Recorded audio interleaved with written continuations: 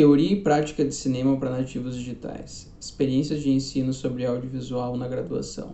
Esse trabalho traz relatos e reflexões sobre duas experiências de estágio docente que eu tive durante o doutorado em comunicação na URGS, sob orientação da professora Miriam Rossini, nas disciplinas Mídias Audiovisuais e Cinema Brasileiro.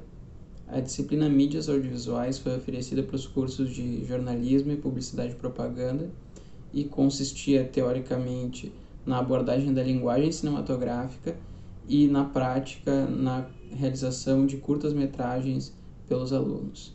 Nessa disciplina, eu falei sobre cinema universitário brasileiro, sobre os cursos de cinema que existem ao longo do país e sua produção, e ministrei uma aula teórica sobre captação e edição de áudio. Também ajudei os grupos de alunos nas primeiras fases da pré-produção do seu curta-metragem e avaliei o primeiro corte final das obras.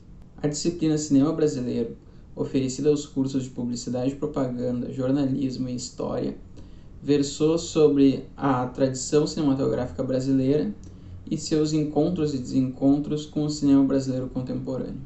Nessa disciplina, eu fiquei responsável por 4 encontros sobre o olhar sobre o outro no cinema brasileiro. E para explorar essa questão, eu escolhi 2 recortes nessa cinematografia bastante vasta, que foram a década de 60 e o cinema brasileiro pós-década de 90.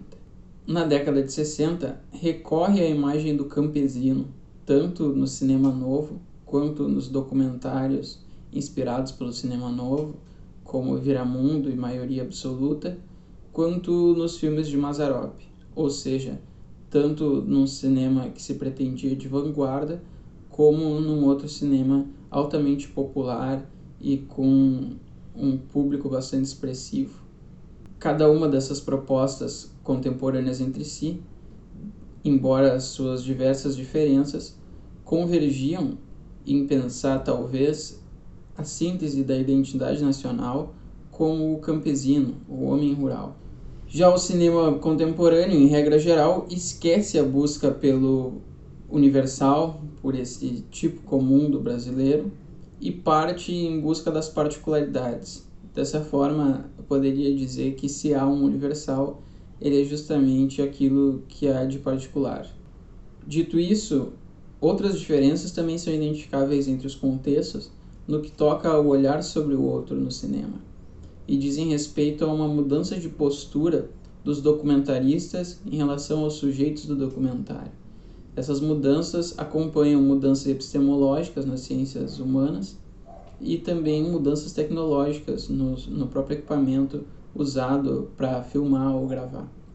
Colocadas essas questões, a professora Miriam e outros colegas de pós-graduação também abordaram outros aspectos relevantes no cinema brasileiro.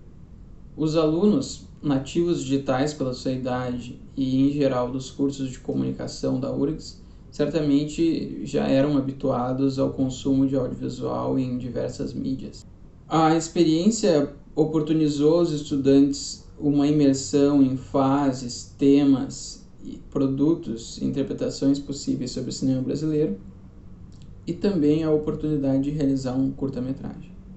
Essas experiências agregam tanto na cultura audiovisual dos estudantes, permitindo-lhes ter uma visão um pouco mais histórica sobre o cinema brasileiro, quanto lhes ajuda profissionalmente na área da comunicação, especialmente, com o tipo de prática específica do cinema.